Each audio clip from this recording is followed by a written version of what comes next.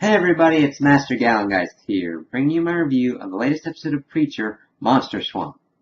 So, I I know it might be weird saying that I think that the quality's been improving because this has usually been thought of as more of a kind of chaotic property, but I like that it's been focusing and honing in on certain things and certain story arcs throughout the latter half of the episodes that we've been seeing. There's a lot to take in, and it's a very vibrant and interesting world, but when it's thrown at you all at once, it's very hard to keep track of what's going on. And this episode continues to be in a more focused manner in kind of a couple stories that we're trying to see going through. So it started out strangely enough in that it had almost kind of dream-like kind of surreal quality in that we thought people were being hunted, and it was really weird because we didn't know who it was at first, but then as it's going down, it's the people from the meat place are hunting the prostitutes that they've been pretty much sleeping with. So it was an interesting kind of weird game to see that they had this much power and money to do this, and they had paintball guns instead of real guns, but it still unfortunately led to a death of one of the prostitutes, and that she fell into, I don't know if it was a sinkhole or like a sewage drain or something, but she fell in it and she died. And Tulip was not having any of that because evidently this meat packing place and these kind of people get away with this kind of stuff frequently. Because even the Odin Quincannon dude came out and said, this is a tragedy. Watch what you do from now on. Thank you. And it's weird. The character's really weird, and I don't know much about him, but I really like how Odin is played. He's just a strange kind of quantity that you don't know what he's going to do. And we got more of that effect going through because the mayor's talking about this other kind of business opportunity to try and bring money and tax revenue into the town, and he tells them about a story about like how his fathers and their fathers before them got stuff done, and he pisses in his briefcase. And I was like, okay, that's kind of interesting. Okay. That's okay. So, he's gonna do whatever he wants to do. And Jesse's trying to get people to come to the church, and I know he's trying to do it for his father, but the way he's kind of doing it's gonna be kind of weird, and kind of, I think, against what his father would want, because he wants Jesse to try and help and save people, and by using whatever's inside of him to force people to do that is wrong. And we also got to see flashbacks in this episode of Jesse and what I assume is Tulip as well, as they're like smoking and doing bad stuff. His father beating Jesse. He's not even being mad about it. He's like, well, we gotta set an example for these people. You're doing something wrong. You have to be punished. And we get to see later on also Jesse's father going to Odin to try and get him to do something, I think, and that there was a shouting match going on, and Jesse stole this ashtray that we see him using in the present day. So it was kind of interesting to see more of the backstory, and we probably can assume that Odin is linked to Jesse's father's death.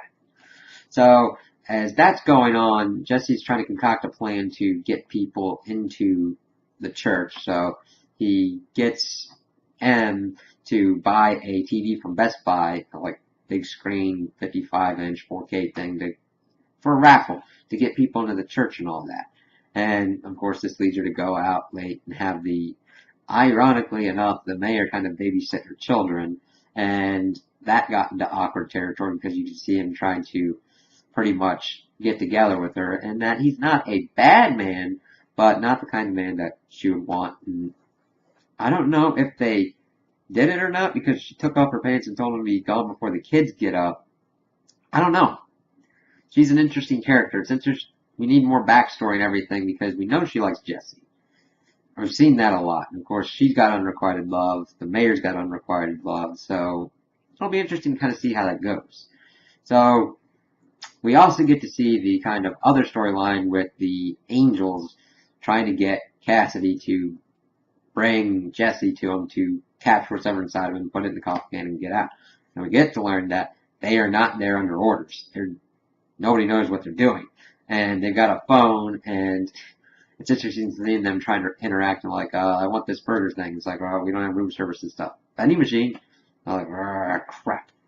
So Cassidy went out to pretty much go get a prostitute a butt ton of drugs because he got money from them. He's like, oh, I'll be back, ha ha ha ha. And he's doing that. And this intersects with the tulip thing in that the prostitutes were given to the people from the meatpacking plant again, and she's beating on someone, and it's actually Cassidy, and he goes out a window, and she's like, oh crap, mister, don't die, don't die. And it's like, you were to beat him out a window, you gotta watch out with that shit. It's like, it's cool because it's in her character, but it's like, damn, you almost killed someone who wasn't the person you were trying to go after. So she's dangerous. I mean, yeah, she built a bazooka out of nothing, but I mean, she doesn't know where to aim sometimes and just goes at it. That's a kind of scary quantity.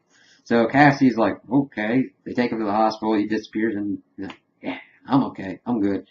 No problems here. So it'll be interesting to kind of see what's going on with them because Cassie looked interested in learning more about her in his usual ways.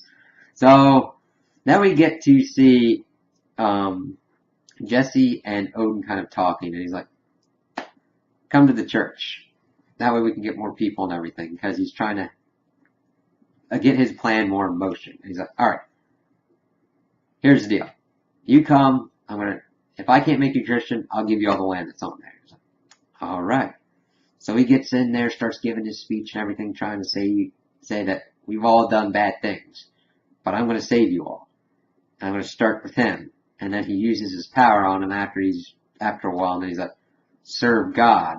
And that's going to be, because then he says, I will serve God and all that. It'll be interesting to see what repercussions this has going later on, but that's a pretty big thing to have that big of a member of a community being turned to his side. So we'll kind of see how that like introduces itself into him trying to save the community and everything, and how people will come there, because he's like, I know you all came here for the TV. And it'll be interesting to see what other kind of things these powers can do and what he can do else besides just this.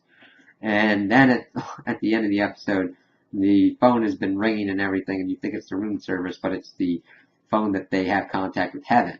And the angel's like, oh shit. Well, I'm calling them angels for the moment because I don't know what else that they could be. So it'll be interesting to see how all these kind of intersect and what kind of Jesse's endgame is, and what the Angel's endgame is, and what's going on with pretty much everything that's been going on. So those are my opinions on the episode. Tell me what you guys think in the comments below. If you liked it, if you didn't like it, if you agree with me, if you disagree with me. Also, like and subscribe, and I hope you have a good day.